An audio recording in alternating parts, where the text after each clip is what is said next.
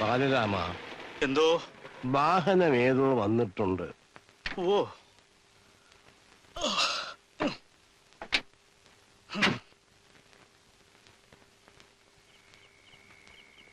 പനിയെന്ന് വെച്ചാൽ തുള്ളുന്ന പനി. ഛർദിക്കുകയും ചെയ്തു. കുറെ ചോര എടുത്തുകൊണ്ട് പോയി പരിശോധനകൾ നടത്തിയിട്ടുണ്ട്. അതിന്റെ വിവരം എന്താണെന്ന് എനിക്ക് അറിഞ്ഞുകൂടാ. ഇപ്പൊ ഭേദമുണ്ടോ? ഭേദമെന്ന് പറഞ്ഞാ ഒന്ന് കുറഞ്ഞു, അത്ര തന്നെ. അല്ല, അമ്മാമ്മ ഇപ്പൊ ഒന്ന് കാണാൻ പറ്റുമോ? പകലേ പറ്റണില്ല, പിന്നല്ലേ ഈ പാതിരാത്രി. ആ കണക്കെഴുത്ത് പേരെ പഠിക്കാൻ കാവലാ. കമ്പി കിട്ടിയപ്പോ ഞാൻ കരുതി വളരെ സീരിയസ് ആയിരിക്കുമെന്ന്. ഈ പനിയും ജലദോഷവും ഒക്കെ വരുമ്പോ എന്തിനാ എന്നെ നമ്മളെയൊക്കെ വെറുതെ ബുദ്ധിമുട്ടിക്കുന്നത്? അല്ല, ഇന്നത്തെ കാലത്ത് പനിയെന്നല്ല, ഒന്ന് തുമ്മുന്നത് പോലും പേടിക്കണം. എന്തെങ്കിലും സംഭവിച്ചു പോയാൽ നാളെ പരാതി പറയരുത്. മേനിവിടെ ഉണ്ടായിട്ടും ഞങ്ങളെ ഒന്ന് അറിയിച്ചില്ലല്ലോ എന്ന്. ഏടത്തിയും കുട്ടികളും എല്ലാരും ഇവിടെ ഇല്ലേ? അല്ലാതെ ഇവിടെ പോകാൻ എല്ലാവരും ഉണ്ട്. കുഴിക്ക് കാല നീട്ടിയിരിക്കണ മതിലകത്ത് ചെറിയച്ചൻ തമ്പുരാൻ വരെ ചെറുമകൻ ബാലരാമനെയും കൂട്ടി ഇങ്ങോട്ട് എഴുന്നള്ളിയിട്ടുണ്ട്.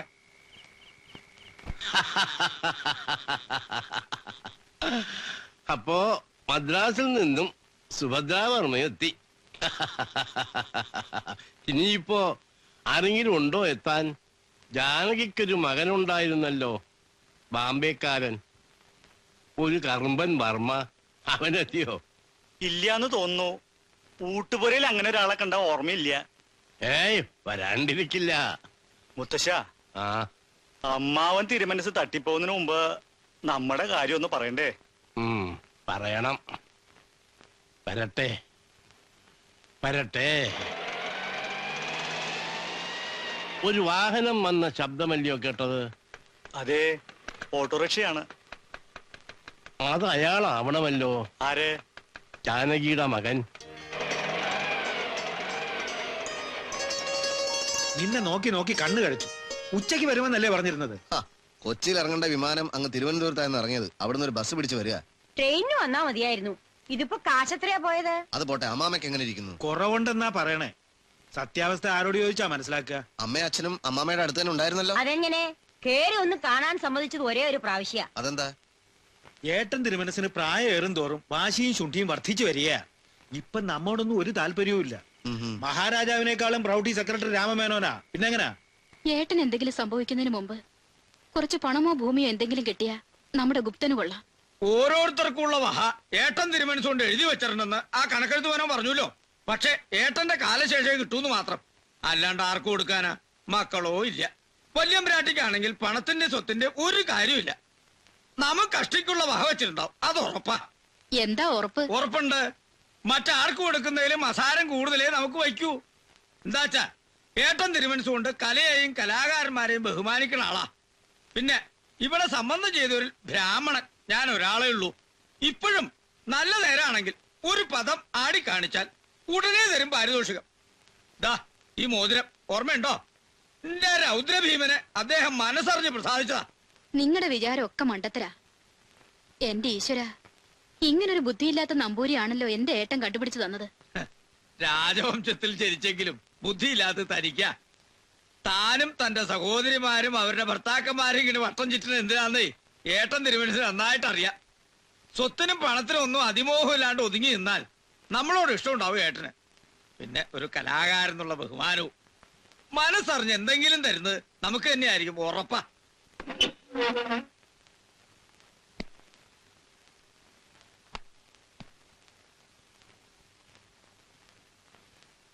തണുക്കണുണ്ടോ അമ്മയ്ക്ക്? തല ഒന്നുകൂടെ തോർത്തിക്കോളൂ സരസ്വതി. ഞാൻ ആ കുങ്കുമച്ചെപ്പൊന്ന് എടുക്കട്ടെ. കുങ്കുമം ഞാൻ എടുക്കാം. ഞാൻ തോർത്തിയ വല്യമ്പ്രാട്ടി രാവിലെ തന്നെ ദേഷ്യം പിടിപ്പിക്കണ്ട.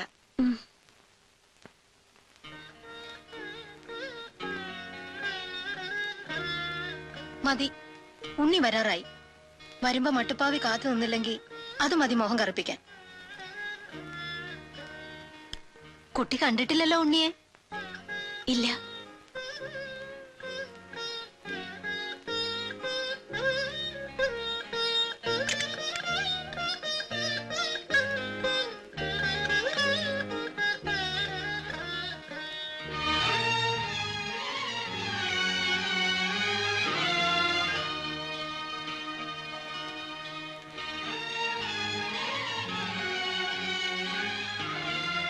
ഉണ്ണി നമ്മളെയൊക്കെ പറ്റിക്കുക.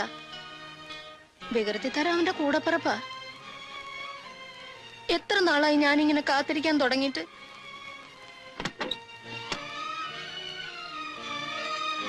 ദാ വരണം ഉണ്ണി.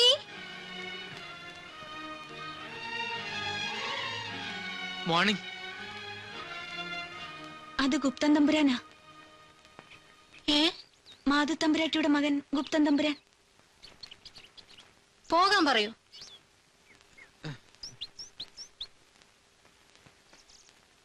ഉണ്ണി ഇന്നും വരില്ല അല്ലേ? ഒരിക്കൽ ഒരിക്കൽ വരും.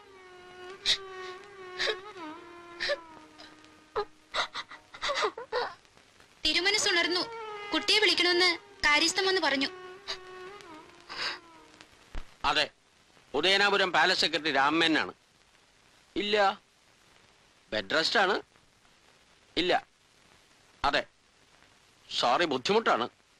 ഞാൻ പറഞ്ഞോളാം. വലഞ്ഞല്ലോ. അല്ല മെന്നെ, ഞങ്ങളൊക്കെ ബന്ധുക്കളല്ലേ, ഞങ്ങളോടൊക്കെ എന്താ എത്ര വലിയ ശത്രുത? ഒന്നുമില്ല, എന്നോട് വിരോധം തോന്നിയിട്ട് ഒരു കാര്യമില്ല. അവിടെ നിന്ന് കൽപ്പിക്കുന്നതേ എനിക്ക് അനുസരിക്കാൻ നിവൃത്തിയുള്ളൂ. ആരെയും മുകളിലേക്ക് കയറ്റി വിടണ്ടെന്നാണ് അവിടുത്തെ ഓർഡർ. ഇന്നലെ കളക്ടർ ഒന്ന് കണ്ടിട്ട് പോയി. സ്വന്തം സഹോദരിമാർക്കും അനന്തരവന്മാർക്കും ഒന്നും മുഖം കാണിക്കാൻ അനുവാദം ഇല്ല. ഇതിന് മാത്രം എന്ത് തെറ്റാ ഞങ്ങൾ ചെയ്തത്? ഏട്ടത്ത് പിന്നെ ഇവിടെ താമസിക്കുന്നതാ. സുഖമില്ലാന്ന് കമ്പി കിട്ടിയപ്പോ ഉടുത്ത സാരിയോടെ ഇറങ്ങി പോന്നതാ, അതും കാറില്. മദ്രാസിന്ന് ഇവിടെ വരെ വരാൻ എത്ര റുപ്യ കാർ വാടകന്ന് അറിയോ മേന്നെ? എത്ര ആയാലും വൗച്ചർ തരാമെങ്കിൽ കണക്കി കൊള്ളിച്ച് ആ പണം അങ്ങോട്ട് മേടിച്ചു തരാം, പോരെ? അത്ര പിച്ചകളൊന്നുമല്ല ഞങ്ങള്. ഏട്ടൻ തിരുമനസിന്റെ സ്വത്ത് കണ്ട് മോഹിച്ചല്ലേ ഞങ്ങൾ ഓടി വന്നത്. അങ്ങനെ ആയിരുന്നെങ്കിൽ ഞങ്ങൾ ഈ കൊട്ടാരത്തിൽ തന്നെ താമസിക്കുമായിരുന്നു. ഭാഗം കിട്ടിയൊക്കെ വിറ്റ് നിന്ന് മറ്റു പലരും വന്ന് കൂടിയിട്ടുണ്ടല്ലോ. അവരോട് സംസാരിക്കുന്ന പോലെ ഞങ്ങളോട് സംസാരിക്കരുത്. അങ്ങനെ വന്നുകൂടിയതൊന്നും അല്ല കേശവ പിള്ള, അത് പറയരുത്. ഏട്ടൻ തിരുമനസ് കൊണ്ട് വിളിച്ചു വരുത്തി താമസിപ്പിച്ചിട്ടുള്ളതാ. ഏട്ടനെ കുറിച്ച് ആലോചിക്കാനും വിഷമിക്കാനും ഞങ്ങൾ മാത്രമേ ഉള്ളൂ. നിങ്ങളൊക്കെ അന്യനാട്ടിൽ സുഖിച്ച് ജീവിക്കുന്നവരല്ലേ. ഇനി നിങ്ങൾ ആരും കഷ്ടപ്പെടണമെന്നില്ല. ഞാൻ നോക്കിക്കോളാം എന്റെ ഏട്ടന്റെ കാര്യം. ദേ, ഞാൻ ഇനി തിരിച്ച് മദ്രാസിക്കില്ല കേട്ടോ. ഇത് ഞാൻ പണ്ടേ പറയാറുള്ളതാ. നമ്മളിവിടെ ഇല്ലെങ്കിൽ അമ്മാമ്മയുടെ കാര്യങ്ങൾ നോക്കാനും അന്വേഷിക്കാനും ആരും ഉണ്ടാവില്ല. അതുകൊണ്ട് ഞാനും ഈ കൊട്ടാരം വിട്ട് എങ്ങോട്ടും പോണില്ല. അപ്പൊ നിന്റെ പഠിപ്പ്? പഠിപ്പൊക്കെ പിന്നെ അമ്മാവൻ തിരുമനസിൽ കഴിഞ്ഞാൽ മറ്റെന്തോ ഉള്ളൂ. സുഖമില്ലാന്ന് കേട്ടപ്പോ ഞാൻ ആകെ അങ്ങ് നടുങ്ങിപ്പോയി. എന്നെ ഇച്ചിരി ഉള്ളി ഉണ്ടെങ്കിൽ കണ്ണിലോട്ട് ഞടിക്കോട്ടെ, അയാളൊന്ന് ഭംഗിയായിട്ട് കരഞ്ഞോട്ടെ. പരീക്ഷയ്ക്കൊന്നും വേണ്ട കേട്ടോ. ഏട്ടന്റെ കാലം കഴിഞ്ഞ അടുത്ത കൈന് ശിവനാ. അത് മുന്നിൽ കണ്ട ഏട്ടൻ തന്നെ ഇവന് രാജരാജവർമ്മ എന്ന് പേരിട്ടിരിക്കണേ. ഉദയവർമ്മയ്ക്ക് ശേഷം ആരാ ഐനസ്? സുഭദ്രയുടെ മകനോ? അനന്തരവന്മാരിൽ മൂത്തയാള് ഞാനാ. അത് മാത്രമല്ല, ശൂദ്രന്മാരായിട്ടുള്ള വേളിയിൽ ഉണ്ടായതല്ല അവൻ. അവന്റെ അച്ഛൻ ആറ്റിങ്ങൽ കൊട്ടാരത്തിൽ അസൽ വർമ്മയാ. എന്റെ ഭർത്താവ് ശൂദ്രനാണെങ്കിലും നല്ല പഠിപ്പും അന്തസ്സും ഉള്ളവനാ. അല്ലാണ്ട് ഏട്ടത്തിയുടെ ഭർത്താവിനെ പോലെ ഗതിയില്ലാത്തവനൊന്നും അല്ല. ഒന്ന് നിർത്തണുണ്ടോ? വെറുതെ അല്ല അദ്ദേഹം ഒന്ന് കാണാൻ പോലും സമ്മതിക്കാത്തത്. ദേ, ഇനിയും കലഹിക്കാനാണ് ഭാവമെങ്കിൽ ഞാൻ ഇപ്പൊ ചെന്ന് തിരുമനസിനോട് പറയും. പിന്നെ ഒരെണ്ണത്തിന് ഈ കൊട്ടാരത്തിന്റെ മതിൽക്കകത്തേക്ക് ഇങ്ങോട്ട് കയറ്റില്ല, ഞാൻ പറഞ്ഞേക്കാം. കുട്ടിയുടെ എവിടെ ആയിരുന്നു? അമ്മയുടെ അടുത്തായിരുന്നു. കുറെ നേരമായി തിരുമനസ് അന്വേഷിക്കാൻ തുടങ്ങിട്ട്. അങ്ങോട്ട് ചെല്ലൂ. കണ്ട ശൂദ്രച്ചികൾക്ക് എന്തിനും അവകാശമുണ്ട്. മഹാരാജാവിനെ അച്ഛാന്ന് വിളിക്കുന്നു, മഹാറാണി അമ്മയെന്ന് വിളിക്കുന്നു. ഒരേ രക്തത്തിൽ പിറന്ന നമ്മള് പുറത്ത്, അന്യര്. പുറത്ത് എന്ന് പറഞ്ഞുവല്ലോ. എന്നേക്കായിട്ട് പുറത്താകാൻ വലിയ താമസമില്ല. എല്ലാരും മനസ്സിലായിക്കൊള്ളീൻ. ശംഭോ മഹാദേവ.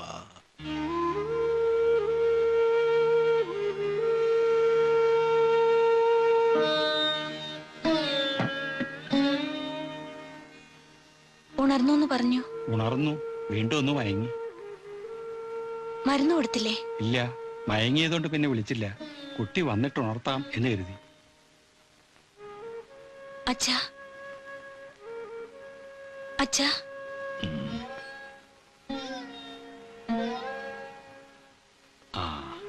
പനി ഒട്ടുമില്ല. കുട്ടി എവിടെയായിരുന്നു? അമ്മയുടെ അടുത്തുണ്ടായിരുന്നു.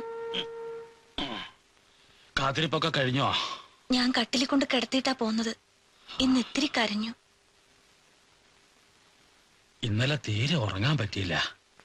രാത്രി വണ്ടികൾ വരികയോ പോവുകയൊക്കെ ചെയ്തു. താഴെ വലിയ കോലാഹലം കേട്ടുല്ലോ. എല്ലാരും എത്തിയിട്ടുണ്ട്.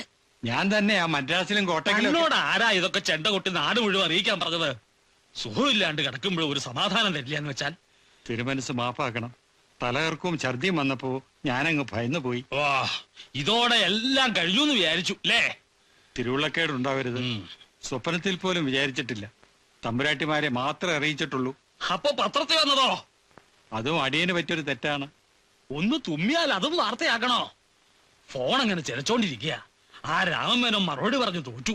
മന്ത്രിമാര് വിളിക്കണു, MLA-മാര് വിളിക്കണു. ഇനി ഉണ്ടാവില്ല.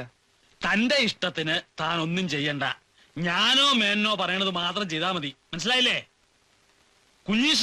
അടിയൻ. ആ, തനിക്ക് പോവാ. വാൻ. പെങ്ങന്മാരും മരുമക്കളും ഒക്കെ വന്നിട്ടുണ്ട്. അവര് കാണണമെന്ന് പറഞ്ഞ് വാശി പിടിക്കുക. എന്തിന്? ഇതുവരെ കണ്ടതൊന്നും പോരെ? കാണാത്രേ. തലയ്ക്ക് സ്ഥലമില്ലാത്ത ഒരെണ്ണമുണ്ട് ഇവിടെ. അതിനെ ആർക്കും കാണുകയും വേണ്ട, കേൾക്കുകയും വേണ്ട.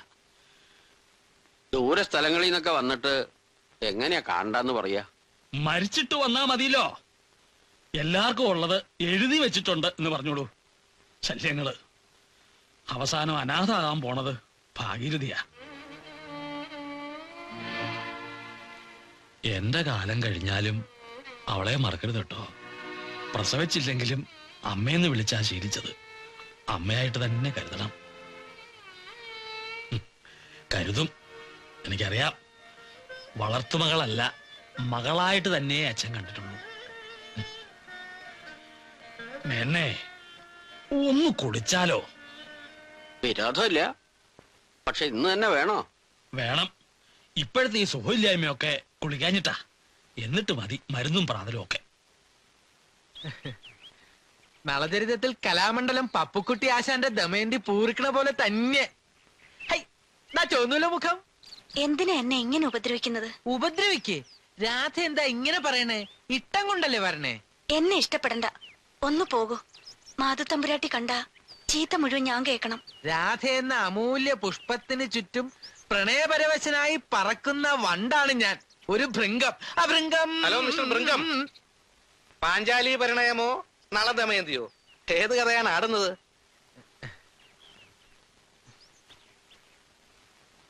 എങ്ങടെ ഓടണേ? അവിടെ നിക്കടി.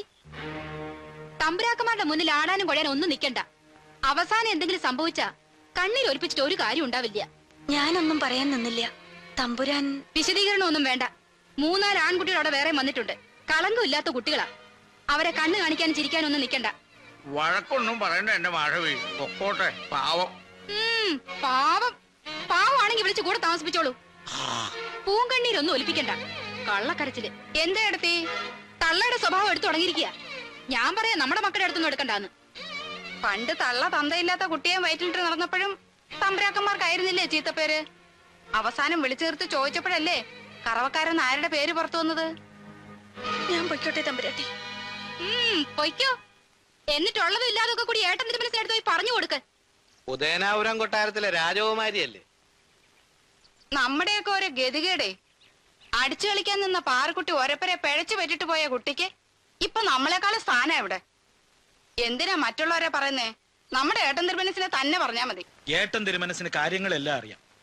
വിവാഹപ്രായമെത്തിയ 2 പെമ്മക്കളുണ്ട് ഞങ്ങൾക്ക്. ആ ശൂദ്രജി പെണ്ണിന് കൊടുക്കുന്ന സ്ഥാനമെങ്കിലും സ്വന്തം അനന്തരോൾമാർക്ക് കൊടുത്തൂടെ? എത്ര നേരത്തെ വേളി കഴിച്ച് വിടേണ്ടതാ എന്റെ കുട്ടികളെ. അതും ശരിയാണ്. നീലഗിരിയിലെ എസ്റ്റേറ്റ് എന്നെ ഏൽപ്പിച്ചാൽ ഇതിലും ഭംഗിയായിട്ട് ഞാൻ നോക്കി നടത്തില്ലേ? സെക്രട്ടേറിയറ്റിൽ ഉദ്യോഗസ്ഥരായിരുന്ന രാമമേനന് തേയിലത്തോട്ടത്തെ പറ്റി എന്ത് മണ്ണാങ്കട്ടെ അറിയാം. അമ്മാവൻ നമ്മളെയൊക്കെ ശത്രുക്കളായിട്ടാ കാണണേ. എന്റെ മോൻ ബോംബെ പോയി കഷ്ടപ്പെടേണ്ട വല്ല കാര്യമുണ്ടോ? അതുകൊണ്ട് ചെറിയച്ഛൻ ഏട്ടനോടൊന്ന് പറയണം. ഞങ്ങൾക്ക് എന്തെങ്കിലും തരാൻ ഉദ്ദേശം ഉണ്ടെങ്കിൽ അതിങ്ങോട്ട് നേരത്തെ തരാൻ. ഞാൻ എങ്ങനെ പറയും? ചെറിയച്ഛന് പറഞ്ഞാൽ എന്താ? അച്ഛന്റെ സ്ഥാനല്ലേ?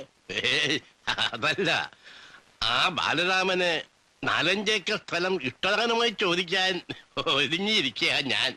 അതിന്റെ ഇടയില് ഇതെങ്ങനെ ചോദിക്കും? ഓഹോ, അത് ശരി. അപ്പൊ വെറുതെ അല്ല ചെറുമോനെ കൊണ്ട് ഇങ്ങോട്ട് എഴുന്നള്ളിയത്. ഞങ്ങളൊക്കെ അവകാശപ്പെട്ടതാ ചോദിക്കണേ. മുത്തശ്ശന് ഏത് വകുപ്പിലാ ഇഷ്ടദാനം? പറഞ്ഞു വന്നാ നമുക്ക് ആർക്കുമില്ല അവകാശം. എല്ലാവരുടെയും ഭാഗം പിരിഞ്ഞത് തന്നെയാ. ഉദയവർമ്മ കഷ്ടപ്പെട്ടുണ്ടാക്കിയതായി ഈ സ്വത്തൊക്കെ. അതുകൊണ്ട് അവകാശത്തിന്റെ കഥയും പറഞ്ഞു തന്നാ ആർക്കും ഒന്നും കിട്ടാണ്ടാവും. ഒരു തരി മണ്ണ് ധരിക്കില്ല. അത് ഞാൻ വിചാരിച്ചാൽ നടക്കും. മൂത്ത് ധരിച്ചിട്ടും ദുഷ്ടബുദ്ധിക്ക് ഒരു കുറവില്ല. രവി, എന്താ ഇത്? ഗുരുത്വദോഷം പറയുന്നോ? ചെറിയച്ച ക്ഷമിക്കണം. അവൻ ബോധമില്ലാണ്ട് ബോധം കൂടിയിട്ടാ നന്നല്ല നാക്ക് ആയുസ് കുറയ്ക്കും